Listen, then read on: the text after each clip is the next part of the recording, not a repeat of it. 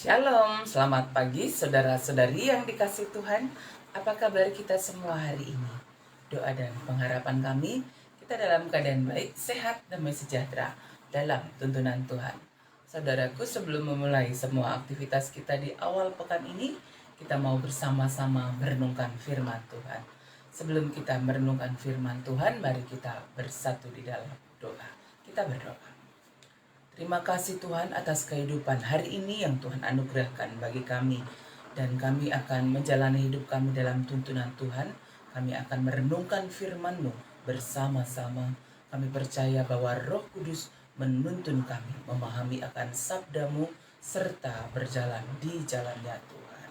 Terima kasih Tuhan, kami memulainya dalam nama Tuhan Yesus. Kami sudah berdoa. Amin. Saudara-saudari yang dikasih Tuhan, mari kita membuka Alkitab kita, ayat renungan harian kita hari ini dari Efesus 6 ayat yang ke-14 sampai ayat yang ke-15. Efesus 6 ayat 14 dan ayat 15, mari kita bersama-sama membaca firman Tuhan.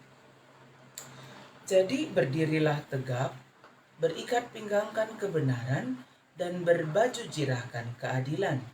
Kakimu berkasutkan kerelaan untuk memberitakan Injil damai sejahtera. Saudara-saudari yang dikasih Tuhan, demikian firman Tuhan dari Efesus 6 ayat 14 sampai ayat yang ke-15 dengan topik renungan harian kita hari ini, perlengkapan rohani. Saudara-saudari yang dikasih oleh Tuhan, Surat Paulus kepada jemaat yang ada di Efesus pada hari ini menyampaikan kepada kita tentang beberapa perlengkapan rohani yang harus kita miliki dalam menjalani kehidupan kita setiap hari, karena kehidupan yang kita jalani setiap harinya kita menghadapi berbagai tantangan, khususnya peperangan rohani di tengah-tengah dunia ini. Apa yang disampaikan Paulus kepada jemaat yang ada di Efesus terkhusus dalam Efesus 6 ayat 14 sampai 15. Yang pertama, dia mengatakan kepada kita, jadi berdirilah tegap. Ya, ini gambaran seorang prajurit. Ya, kita sebagai orang percaya kepada Tuhan, kita adalah prajurit Kristus.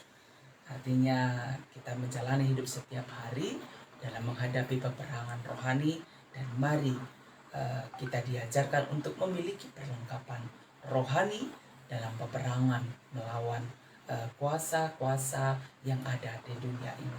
Yang pertama, dia menyampaikan kepada kita, jadi berdirilah tegap.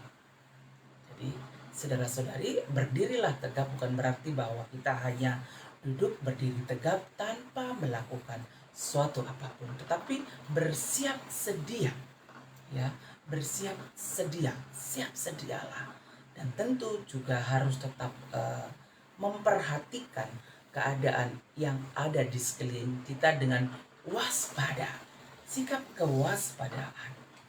Saudara-saudari yang dikasihi oleh Tuhan, ya, dalam perjuangan kehidupan kita di dunia ini kita harus berdiri tegap dan waspada terhadap sekitar kita, karena ada saja hal-hal yang dipakai oleh kuasa-kuasa si jahat hendak menjatuhkan kita, membawa kita jauh dari Tuhan.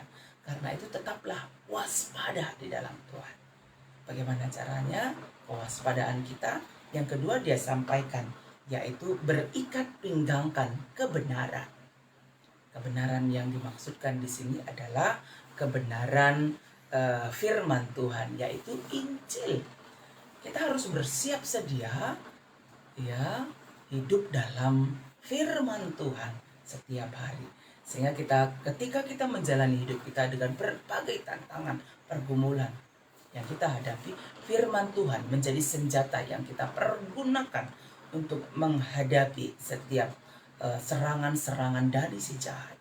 Kalau kita perhatikan ketika Yesus berpuasa 40 hari 40 malam, dan pada saat itu iblis menggoda dia untuk melakukan apa yang dia kehendaki. Kemudian apa yang dipergunakan Yesus menghadapi si iblis? Dia mempergunakan firman Tuhan untuk mengalahkan kuasa si iblis itu. Dan kita juga mari mempergunakan firman Tuhan. Ya, berikat pinggangkan kebenaran yaitu firman Tuhan dalam menghadapi serangan kuasa-kuasa si jahat ketika kita menjalani hidup setiap hari. Selanjutnya, yang ketiga, berbaju jirahkan keadilan. Saudara-saudari yang dikasihi Tuhan, perjuangan hidup seorang yang percaya kepada Tuhan adalah memperjuangkan keadilan sesuai dengan kehendak Tuhan. Berdiri tegap, berikat pinggangkan kebenaran yaitu firman Tuhan, dan memperjuangkan keadilan sehingga kehidupan yang ada di dunia ini adalah kehidupan yang penuh dengan damai sejahtera, seperti yang dikatakan pada ayat yang ke-15, kakimu berkasutkan kerelaan untuk memberitakan Injil damai sejahtera. Ya, saudara-saudari, kasut merupakan sejenis sandal alas kaki yang kita pergunakan, ya, yang khususnya pada masa itu yang dipergunakan oleh prajurit Roma agar mampu berjalan lebih cepat dan sanggup menempuh jarak yang jauh. Ya, saudara-saudari, ini menggambarkan bahwa bagaimana kita bergerak dengan baik, dengan cepat, tangkas, ya, yaitu untuk apa? Memberitakan Injil damai sejahtera. Bagaimana caranya? Tentu dengan menyampaikan firman Tuhan kepada banyak orang sehingga orang banyak juga semakin mengenal Kristus. Mungkin dalam sikap hidup kita setiap hari, jikalau ada orang yang berbuat jahat kepada kita, kita mendoakannya, kita mengampuninya, kita memberkatinya. Ya, ketika ada orang kesusahan, kita menguatkan dia, kita menopang dia, ya, kita mendoakan dia sehingga dia kuat dan teguh di dalam Tuhan. Ada banyak hal. Dengan cara yang bagaimana lagi? Membantu saudara-saudari kita yang ada dalam kesusahan. Dengan demikian kita membawa Injil damai sejahtera bagi saudara-saudari kita. Saudara-saudari, mari dalam kehidupan setiap hari di tengah-tengah dunia ini sebagai prajurit Kristus, orang-orang yang percaya kepada Kristus, pergunakanlah perlengkapan rohani, berdiri tegap, berikat pinggangkan kebenaran, berbaju jirahkan keadilan, dan berkasut Injil damai sejahtera. Mari kita berdoa. Terima kasih Tuhan atas kebaikan-Mu hidup hari ini yang boleh kami jalani.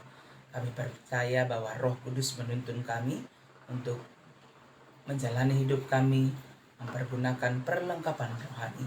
Meskipun ada banyak tantangan hidup, tetapi ketika kami tetap mengandalkan Tuhan, kami percaya Tuhan menguatkan kami, menolong kami, memberikan kemenangan bagi kami. Terima kasih Tuhan untuk semua kebaikan, untuk semua anugerah-Mu. Kami mendoakan pelayanan gereja-gereja Tuhan dimanapun berada, agar boleh menjadi berkat Tuhan bagi banyak orang. Di GBKP Sitelu Saudara Kasih, kami percaya Tuhan memberkati setiap pelayanan yang kami lakukan, terkhusus dalam pembangunan gereja, khususnya gedung KKR dan rumah pastori, agar semua dapat berjalan dengan lancar.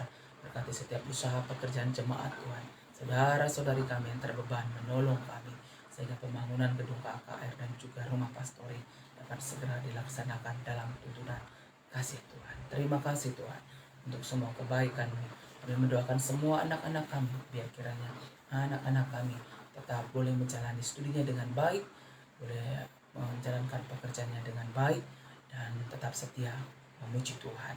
Terkhusus kami mendoakan anak kami Adriel, Kiel, Ari, dan juga Pindo, agar apa yang menjadi pengharapan mereka untuk boleh sekolah di sekolah kepolisian itu boleh mereka raih hanya di dalam Tuhan. Terima kasih Tuhan, kami akan menjalani pekerjaan kami, menjalani kehidupan kami hari ini, pelayanan kami. Kiranya Roh Kudus menuntun kami, menjalani hidup kami setia kepada Tuhan. Ini doa kami yang kami sampaikan dalam nama Tuhan Yesus. Kami sudah berdoa. Amin. Saudara-saudari yang dikasihi Tuhan, mari kita menjalani kehidupan setiap hari dengan mempergunakan perlengkapan rohani, sehingga kita tetap dikuatkan di dalam Tuhan untuk menjadi berkat Tuhan bagi banyak orang. Dan ketika kita beraktivitas hari ini, bekerja, keluar rumah, pelayanan, Mari kita bersuka cita di dalam Tuhan, tetap menjaga kesehatan kita dengan baik. Kita percaya dan bahwa Tuhan tetap menyertai kita, Tuhan memberkati kita semuanya. Amin.